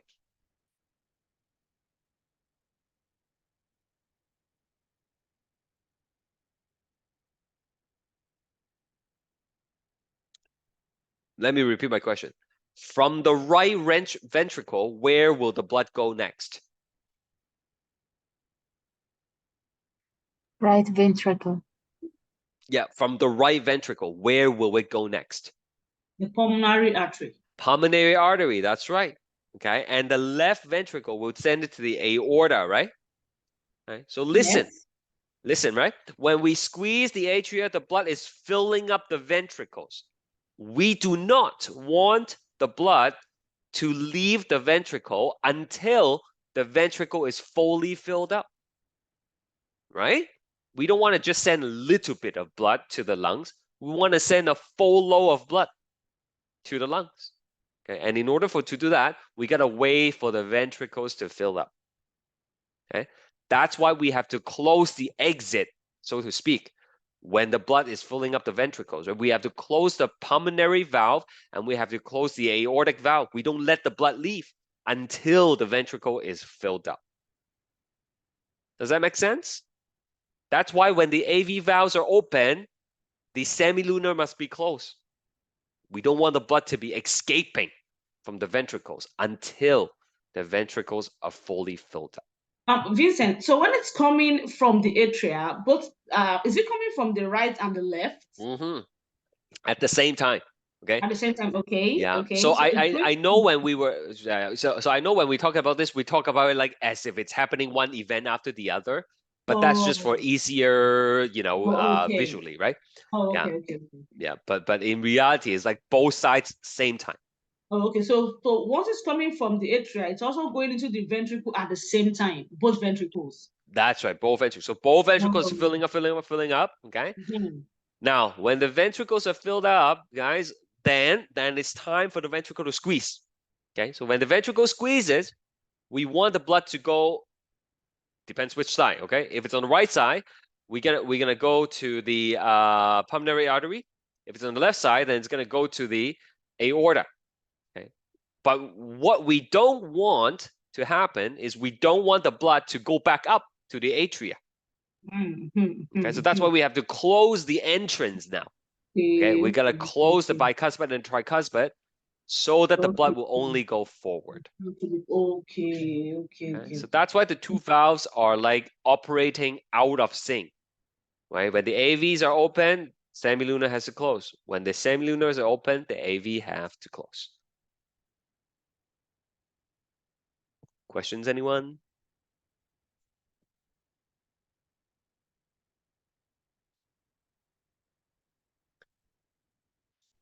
Okay. Let's do some polls. The size of atrium, left and right, or ventricle are the same. The sizes. Very good question. Okay. No, they're not. Atria are smaller. Ventricles are bigger. Okay. Because you want to fill up enough to send to the lungs and to the body. But more importantly, I mean, there's a question coming up later on. Is it coming up? Let me just double check.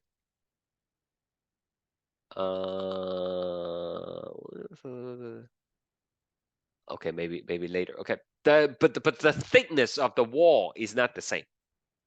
Okay, the chambers are a different size, and the thickness of the wall is also different. The left ventricle actually has to have more muscle, stronger muscle, because you need to pump, you need to generate enough force so that you can circulate the blood throughout the entire body, right? The right ventricle doesn't have to squeeze too hard, because the lungs are nearby. Okay, so you just give it like a bit of squeeze, goes to the lungs, and it will come back. But for the left side, you have to squeeze really hard so that it will circulate throughout the entire body. Okay. Yeah, thank you. Okay, let's do the poll questions. Okay, please try to participate if you can. For you, not for me, okay? Go ahead.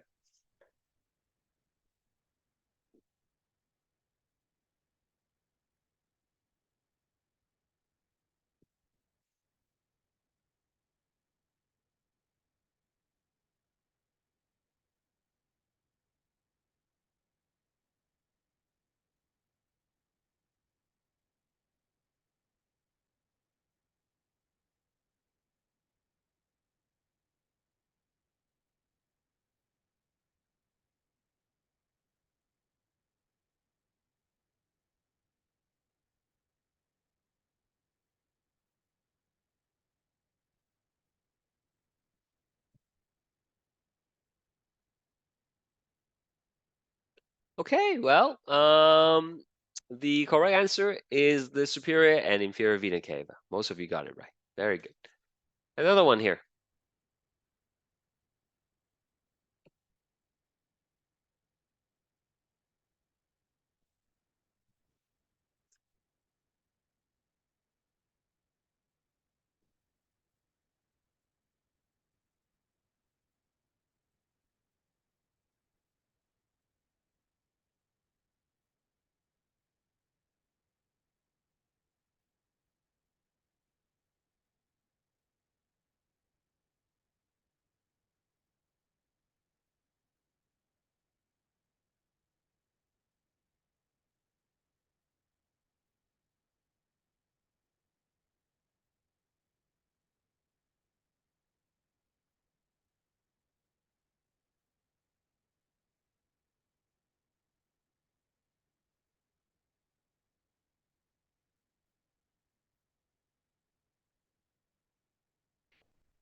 Okay, good.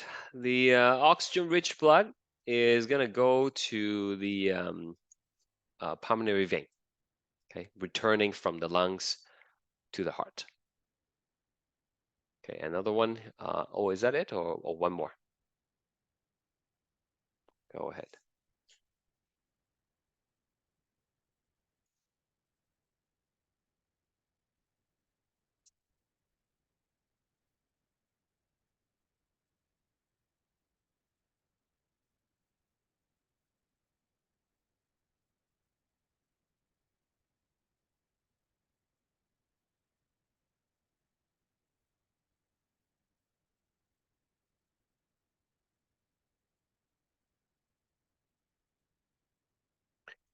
Which of the following prevents the backflow of blood to the left atrium? So again, you can take a look at this and you find the left atrium here, and you can see after that, it is the bicuspid valve, right? So the answer is going to be A. Okay, that's it. All right, sorry, I'm just replying an email quickly here, and then we're gonna keep going. Too many things to do. Okay. We still have a bit of a way to go, so I hope you still have your attention span with me. The next thing we're gonna be doing is the heart sound. Okay, heart sound. So you can listen to the heart sound by using a pair of a stethoscope, right? And there are usually two major sounds you would hear. There is the lub, and then the dub. That's usually how people describe it. You might use different words to describe it when you listen to it. But you know, there's the first sound and then there's the second sound. And the first sound is actually caused by the closing of the AV valves. Okay. And then the second sound is caused by the closing of the semi-lunar valve. It's like closing a door. If you slam a door closed, it creates a sound, right? That's basically what happens. The shutting of the valve creates these heart sounds. Now, sometimes there might be additional sound that gets picked up, and these additional sound is sometimes called heart murmurs. And they are produced because of turbulent flow of blood. Okay. Turbulence is when the blood is going backwards. We try to keep the blood going forward by using the valves, right? But it's possible for various reasons that the valve does not close properly. If the valves don't close properly, then the blood is going to start squirting backwards, as is shown in this diagram over here, right? Okay, the blood is going back to the atria, and that's called regurgitation. Regurgitation. Right? That's basically backflow of blood. So that's create turbulent flow, and you can sometimes hear it in the stethoscope. There are more sensitive way of detecting a heart murmur, but usually they're picked up by stethoscope at the beginning. It can also be caused by stenosis. Stenosis is narrowing of blood vessels. So if there is some kind of build up of like plaques in the major arteries, that could cause the blood to not flow in a laminar manner, like a streamlined manner, and that caused the blood to kind of become turbulent, and you can hear that as a heart murmur. And finally, there is something called a cardiac shunt. Okay, so I'll explain this more on the next slide. But in general, a shunt is a connection between two parts of the body that are not supposed to be connected. Okay, a shunt is more like a bypass, okay, like a detour. So there is a shunt in the body that's called a ductus arteriosus, right? Ductus arteriosus. It's a blood vessel that connects the aorta to the pulmonary artery. Okay, so in other words, the blood that's coming out from the, oh, I gotta choose a different color. It's not showing up.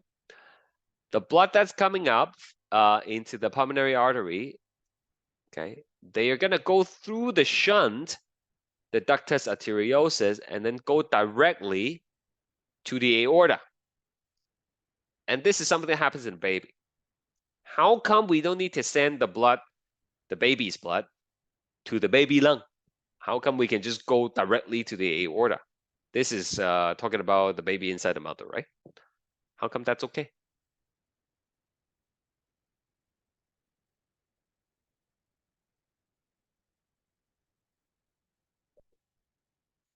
Do babies breathe on their own inside the mother? No. No, right? The mother breathes for them, right? So there is no point sending the blood to the lungs for oxygenation. How does the baby get the oxygen? What structure gives them oxygen? From the mother to the baby. What? Umbilical cord. Umbilical? Yeah, the placenta, right? The umbilical cord, right? Okay, that's where they get the oxygen. So there's no point sending it to the baby's lung. That's why there is this like shortcut, this bypass, okay, to make circulation more efficient. Now, what happens is once the baby is born, then this blood vessel usually sealed off, okay, almost right away after birth, because now the baby needs to breathe, right? Okay, but in some cases it doesn't close right away, and that could lead to heart murmur, right? Cardiac shunt, and that could be a problem if it's not closing quick enough. Because once the baby is out of the mother, no one's breathing for them, right? They got to breathe on their own. They need to send the blood to the lungs. So they have to make sure that this thing close. That's why one of the first things they check when the baby is born is they listen to the heart. they check for heart murmur. Okay, we're gonna do Sorry, Vincent. So when they listen for the heart murmurs, and if they hear anything, that means the shunt is not closed, right? That's right. Yeah. Oh, okay. But this is only one cause of heart murmur, right? They actually don't know. Just by listening to it, they don't know what the cause is.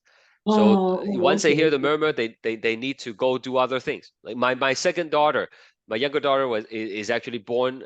They listened to it and they said they hear a heart murmur. Okay, and then they right away had to send her to like another room to check her oxygen content.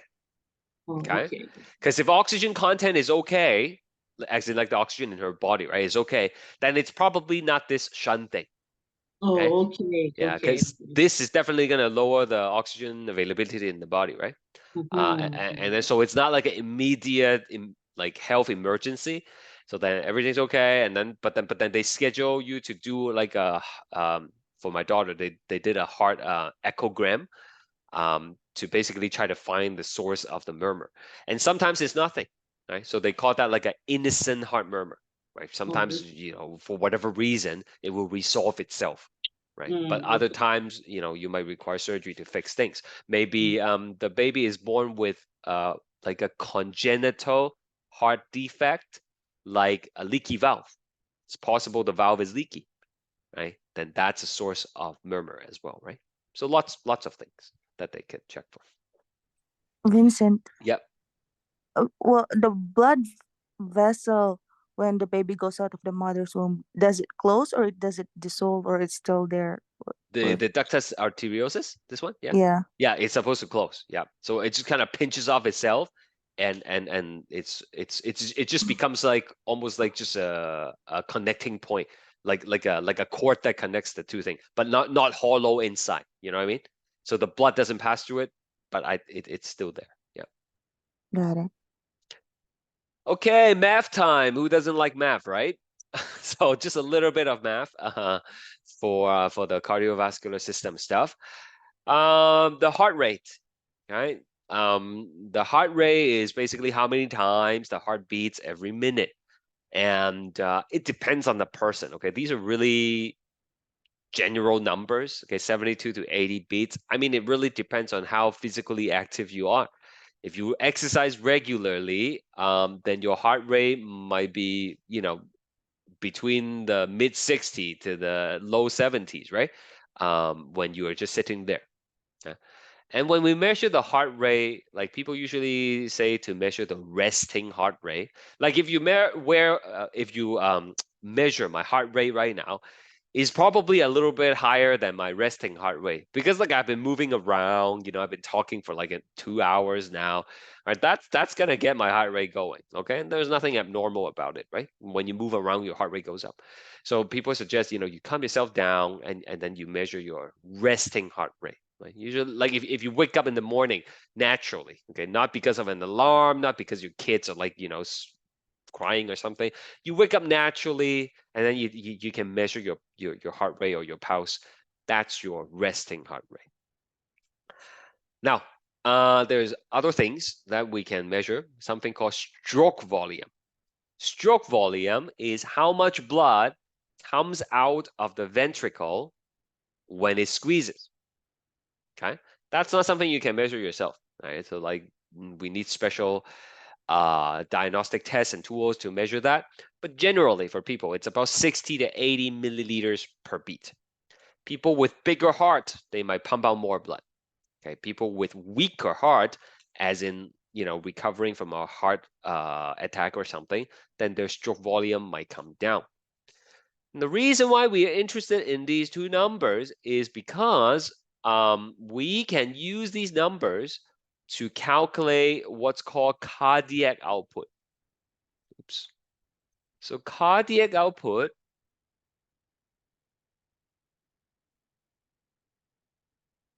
equals to heart rate multiplied by stroke volume. Okay. So let's say the heart rate is 70 beats per minute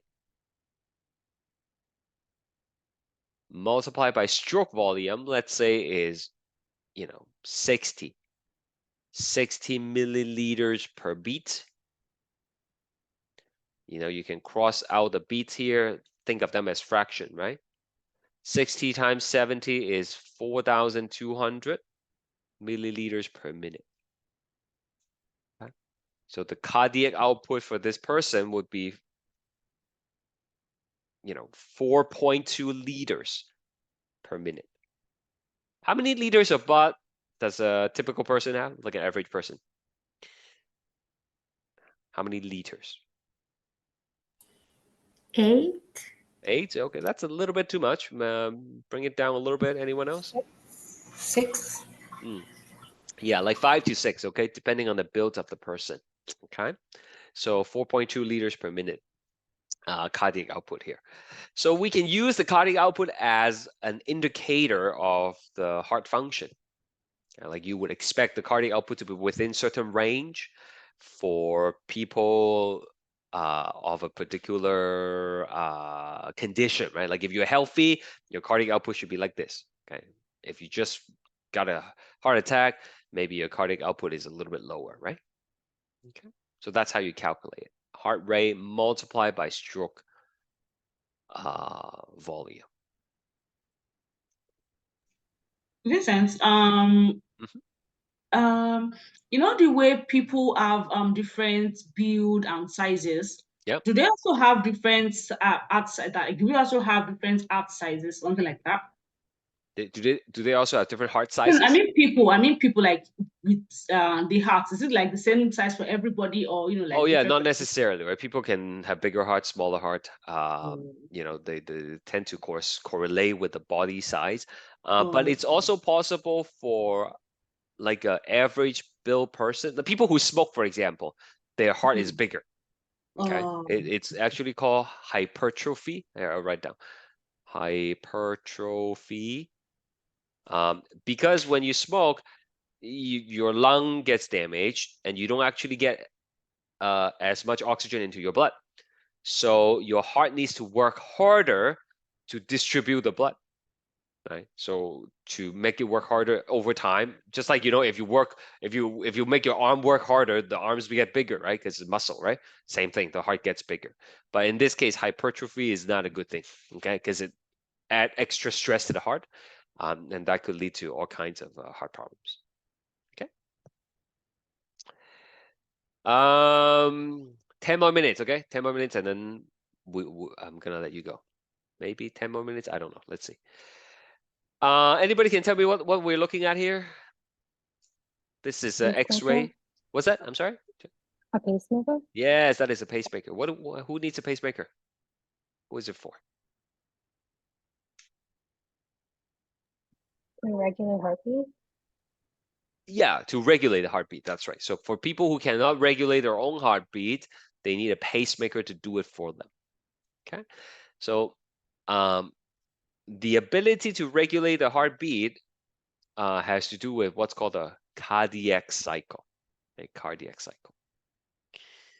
So the cardiac cycle includes all the things that happen in one heartbeat. Right, so you should know by now, right? I was telling you, the atria contracts simultaneously at the same time, and then the ventricle contracts. So squeeze, that's one cardiac cycle. When the muscle contracts, we call that systole.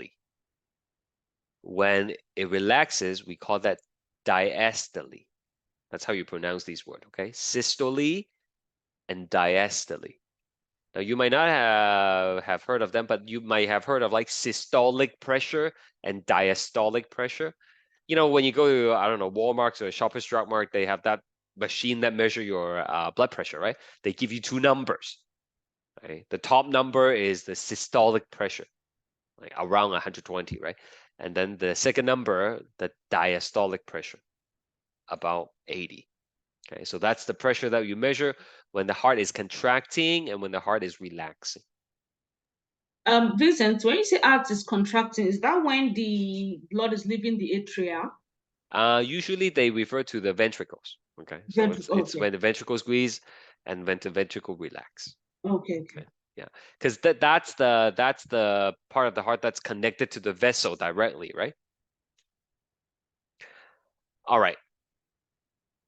Now, there's a lot of stuff here, but I'm gonna go to the study guide again. Okay, I'm gonna go to the study guide here, and then I'm gonna pull another diagram from it. It's this guy, okay? This picture. Let me copy it over.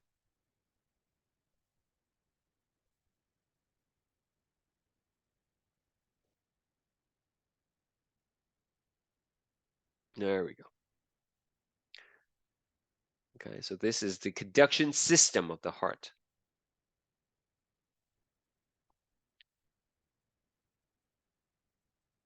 Okay, it's not letting me change color. Give me a second.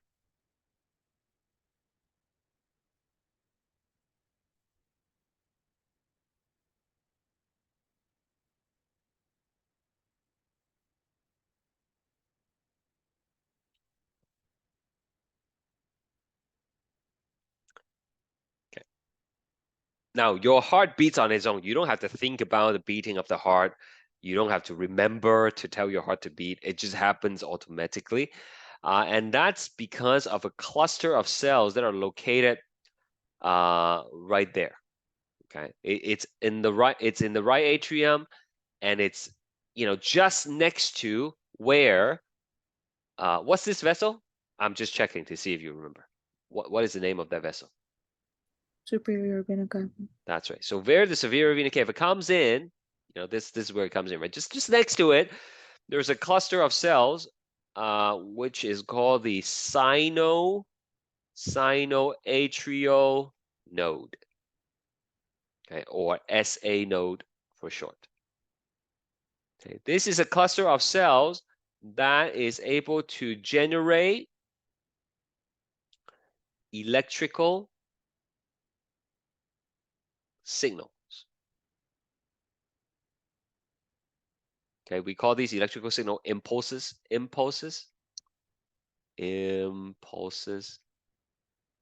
spontaneously.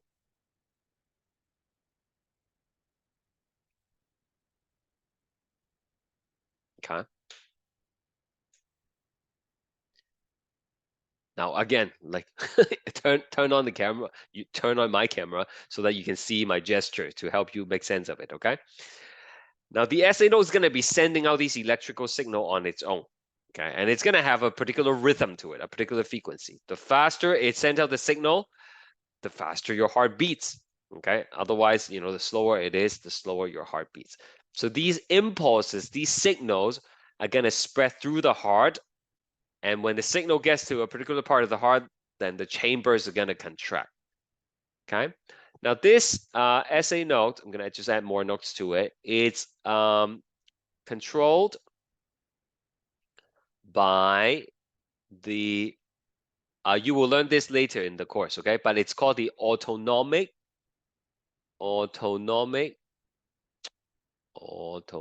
nervous system. ANS. Okay. The autonomic nervous system does everything that you don't consciously control. Okay. So other than the beating of the heart, what other things that goes on in the body that you don't have to remember to do, but it does it on its own? Give me another example. Sneezing. Yeah, but that's not something that happens all the time, right? Like, that's more like a reflex, yeah. But anything else that happens in the body, we don't have to think about. Breathing. Sorry, what's that? Breathing. Yeah, breathing, right? So to a certain extent, when you're sleeping, the ANS takes over and help you breathe. You don't have to remember to breathe, right? One more thing, maybe. Intestine movement. Exactly, right? Like you are digesting your lunch, right? Hopefully you had lunch, and then your body's digesting it. You don't have to think about that. Your body takes care of it for you. That's the ANS. Okay? So we actually have no conscious control over the SA node, which is a good thing, right? You don't want to be able to, tell your heart to not beat, right? That's like, a scary thing, right? However, we can influence the SA node, okay? We cannot voluntarily override the SA node, but we can influence SA node. So what are some things that you can do to change how fast your heart beats? Exercise? That's right. So it's influenced by physical activity.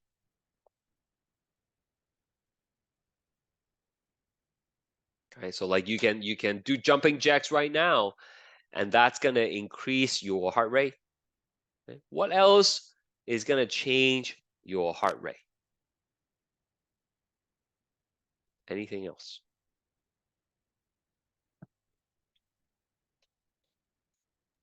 Emotions. Emotions, that's right. When you're angry, your heart rate goes up. When you are, I guess, like, going on your first date, right? You get really excited, your heart rate goes up as well, right? So physical activity, emotions. Are you guys drinking anything right now to help you stay awake in the lecture? What am I trying to get at? Caffeine. That's right. When you drink caffeine, what happens to your heart rate? Go up. That's right. So chemicals, right? Chemicals, e.g., caffeine. Anything else that could affect your heart rate besides caffeine? Dilute? Dilute in the like blood? Diluting the blood, did you say? Yes, like drinking so water, like the volume of the blood. Oh, okay. I see what you mean. That would be changing your blood pressure. Yeah. But Okay. in terms of the heart rate, what other chemicals? Okay. Alcohol. That's right. It could be caffeine. It could be alcohol. It could be like smoking, right? Smoking, right? The nicotine can change your heart rate. Some people say it calms them down. The cannabis, right? The THC, that has an effect, right? And also drugs, not like necessarily illegal drugs, like medication. There are medications that would increase your heart rate or slow your heart rate. Okay, so the SA node is, to recap, the SA node sends out electrical signals that would cause the heart rate to change. Faster signal, faster heart rate. Slower the signal, slower the heart rate. We cannot control it consciously. There's no voluntary control over the SA node, but we can do things that could change the heart rate. Okay. I think we can leave it at that. Okay, that's a reasonable place to stop. It's already a lot of material. I'm sure you have plenty of things to work with. But we are only halfway through the lecture. We will continue this conversation on Thursday. Okay, same time. Thank you for coming. See you next time. Bye-bye. Thank you, Professor. No problem. Thank you. Thank you. Thank you. Yeah, my pleasure. See you guys.